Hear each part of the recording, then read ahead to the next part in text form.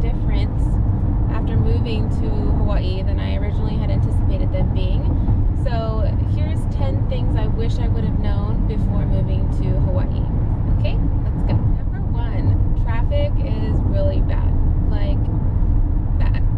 So, just for example, like we were living in California before this, and I was used to LA traffic. Like San Francisco Bay Area is crazy, of course.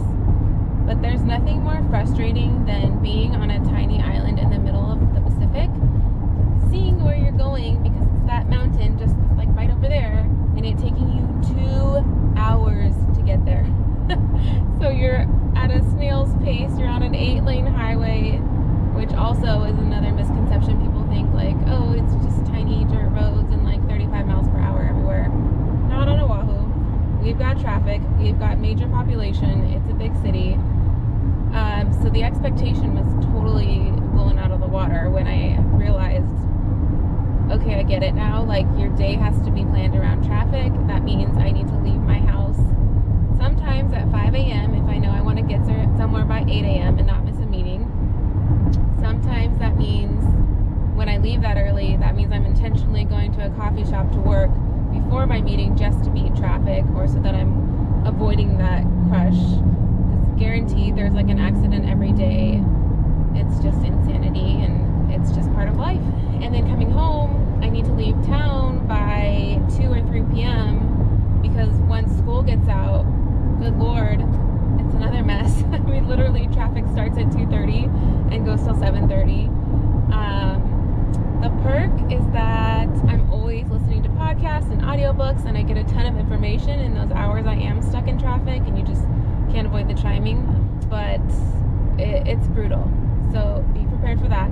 And the struggle is real, I'll just say that. Before we moved here, I was like vicariously living through everybody's Instagram, just like in wanderlust, like, oh, their sunset photos are so beautiful, it must be fake, like they've got to be photoshopped. And of course, like when you vacation here, you get your sunset photos and things, but legit, like every sunset that I take the time to be outside for and like go to the beach and just hang out, it's like a thing, is jaw-dropping, and I'm always grounded again and like reminded how special this place is.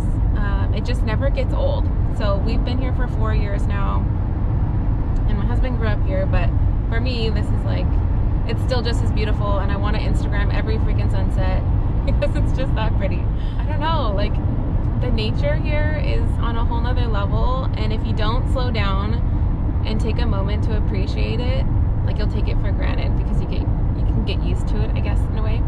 But for me, like just taking those 20 minutes, whatever, to go to the beach and catch that sunset is always worth it, and it still never gets old. So to add to that also, so sunsets and rainbows, both are real things, not fake on Instagram. They happen all the time. Like it can be a sunny day and I'm driving into town and I'll see 3 rainbows on the drive, 3 separate rainbows, and sometimes a double rainbow, and a triple rainbow is possible, which is another like crazy thing. But yeah, like I want to freaking take a picture of everything, and it's been 4 years and I'm still crazy about it. It's amazing. So when we moved here, like I said, my husband's from here, grew up here, and I knew we were moving home to family, but I had always kind of, I guess, taken for granted how special and celebrated family is. Growing up in Washington, we lived in a small town, and like I had family in Seattle and family in Oregon City and Portland area, and so it wasn't like we hung out with people every weekend. It was like major holidays, we'd take a road trip, go see them. And even when I lived in California with my husband, he had extended family there, but it wasn't like we were hanging out every weekend. In Hawaii, it's very different because you are so close and there is so much family here that it's very common to see family all the time, and it's awesome. It's almost like a neighbor, like, hey, you need sugar? Come on over and I'll give you some sugar. Or uncle's mangoes are ripe, let's all go over and pick some mango. Hawaii is a party state, let me just tell you that. First birthdays, graduations, weddings, I mean, it could go on. Baby showers, and they go big, and it's so much fun, and I can't get enough. As a wedding planner, like, hello, this is the love of my life. So I feel like every weekend there's 4 or 5 celebrations that I'm hearing about or being invited to, and it's amazing to have that kind of community. It can be very hard to tap into that and find your people, if you would say, if you're not intentional about going outside your comfort zone and making new friends. So as a business person, the first thing I did when I got here was network my butt off, and I had coffee meetings and cocktail meetups, and like I was DMing people all the time saying like, hey, let's meet up, like I love your work, how can we work together? And I really had to just get out of my comfort zone and be the first one to extend a handshake, if that makes sense. I'm considered an outsider because I wasn't born here and I wasn't raised here, and even though I'm like technically I guess local now and I have roots here, like my grandparents are from here, it still was different because I am moving here, if that makes sense. And so there was this kind of this barrier too, working with vendors who, for one, they're kind of feeling you out, like, are you for real? Like, how long are you staying? If you're only going to be here for 3 years, like, I don't even want to get to know you because I'm just going to waste my time investing to get to know your friendship, and then you're going to leave me. And that was really disheartening to hear and feel from some people, because you can tell they've been burned by it. And I get it, like, it's frustrating. You put so much time and effort into a relationship and then you know they're leaving, so it's like, what's the point, almost? Which is a really bad point of view to have. So I feel bad that some people feel that way, but it was just really eye-opening to kind of get that initial feedback from people when you're reaching out. Like, that's the first question. Are you military? Is what they want to know. How long are you going to live here? Do you know anybody that lives here? Because it's so frequent that people will not tap into the community. They feel like they don't fit in and they'll just leave. But I definitely think like you need to be super intentional about finding your group, making connections, forcing yourself to go out and be social. Otherwise you're going to be complaining that you don't like it, that the people aren't nice, which is totally false, and it's just going to be a struggle.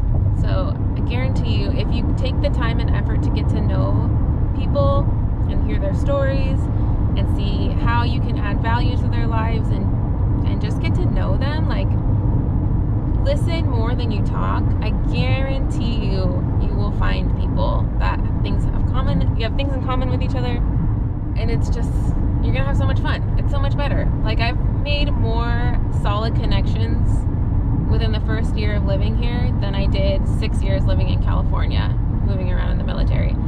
And I think that's just because I allowed myself to really get to know people.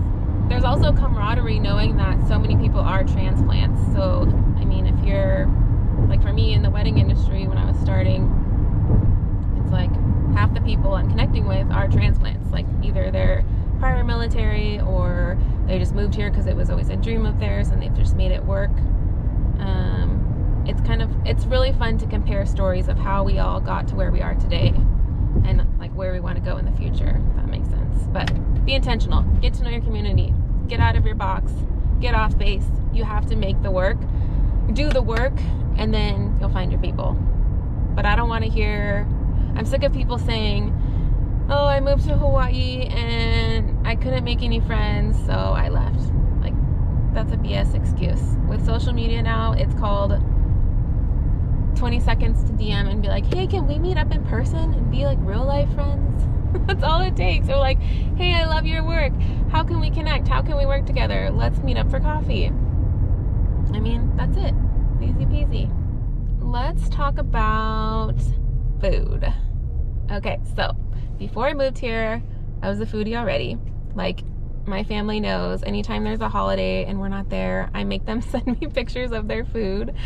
So like Thanksgiving meal, I'm like, I need the buffet spread. Somebody text me a picture. Like, I just need to know what people are eating for some reason. But I was super stoked to get to know Hawaii beyond the plate lunches and the garlic shrimp and the pineapple, you know, the things that are typically like known for Hawaii, which I love and of course are still staples in our life. But it was amazing to me to see the diversity that exists here. So like, obviously when you come here you think, yes, there's a lot of different ethnicities and it's the melting pot of the Pacific, but like legit, there's so much good stuff. Literally anything you can think of Asian wise, I would say we have it, which is really fun to explore and get adventurous with. Obviously like European influence is lacking hard to find a good pizza spot and a pasta spot, but we got some, few and far between. But the Asian influence is amazing. Like, I've never had so many different types of amazing ramen and udon and Japanese curry, my God, and Korean snow, and boba tea is on every block, which is super good. And it's just really challenged my palate to like keep trying new things, and I don't know, it's just fun. Like, it's an island, but there's so much diversity and different things to try. So don't ever put Hawaii in a food box and say, oh, it's only this, this, and this, because that is false. Let's just talk about the realities of tourism for a second. As a tourist, before moving here, I was oblivious to it because I was a tourist, but the impact that tourism has on the state as a whole is incredible. Obviously, it's how our economy thrives now, and that's where all of our money comes from. But as a local, it's also very impactful in your everyday life. Not only does it add to traffic, but just trying to enjoy your favorite local beach can be overrun with tourists. There's no parking. Trash is a major issue, and just being like conservation minded as a whole. Tourists are very wasteful because it's not their home, so they're not thinking about it. I mean, I don't want to say too much without like ruffling feathers here, because we know at one point or another a lot of people are tourists in Hawaii and they're just oblivious to this. But I'll just say, like, let's just think and care about the people that we come in contact with and the places that we go. Everything you do has an impact, positive or negative. So choose the positive. Pick up your trash. Recycle your plastic. I'm tired of picking up plastic water bottles on major beaches. This isn't even like locals trashing. This is straight up tourist trash. And it's obvious because of the ABC shopping bags. I mean, be conscious of your sunscreen. Our reefs are destroyed, and I had no idea either, like, how bad it was. But it's just the thousands and thousands and thousands of people coming here on a getaway, and then they don't realize how their footprint is so large because it's just so many people. So that's been kind of disheartening, just to see the sad side effects of tourism. I wish there was a way to make a bigger impact and like educate tourists.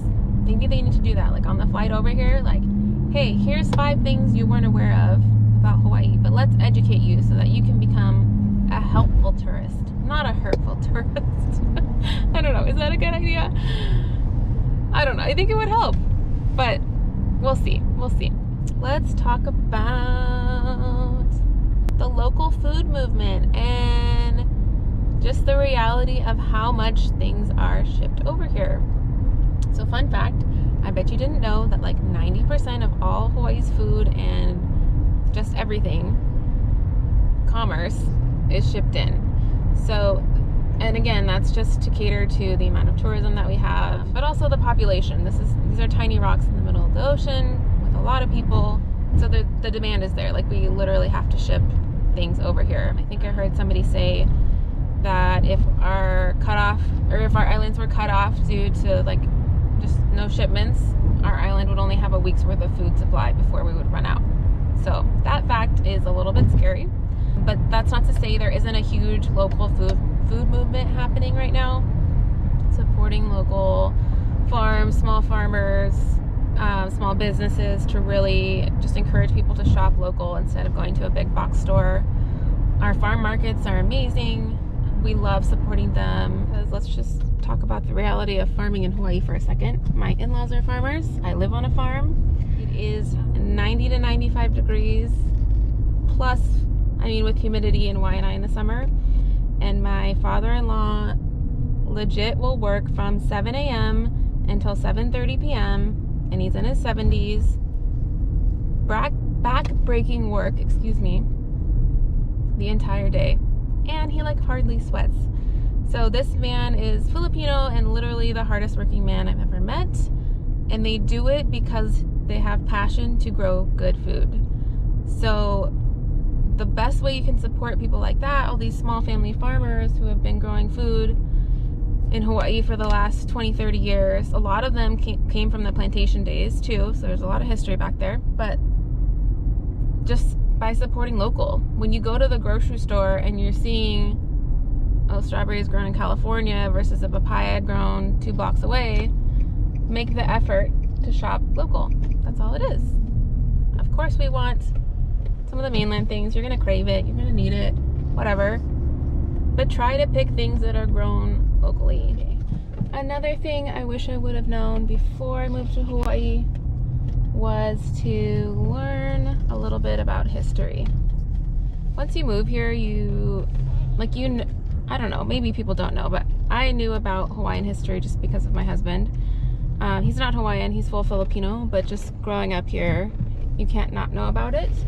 And I wish I would have done more research about the history of Hawaii as a state and as a nation, and just about the people in general, because it's powerful stuff. The history is amazing, and I'm not going to get into it because obviously it's way more than what I can put into this video, and it opens up a whole can of worms for debate, and just, it's a very sensitive topic. So if you want to talk about it, you can DM me.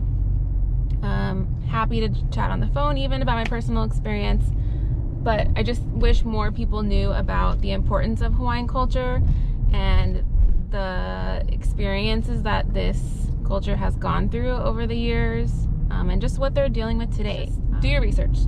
Google, go to Bishop Museum, learn the things, visit Iolani Palace. I promise you'll come out a better, wiser human.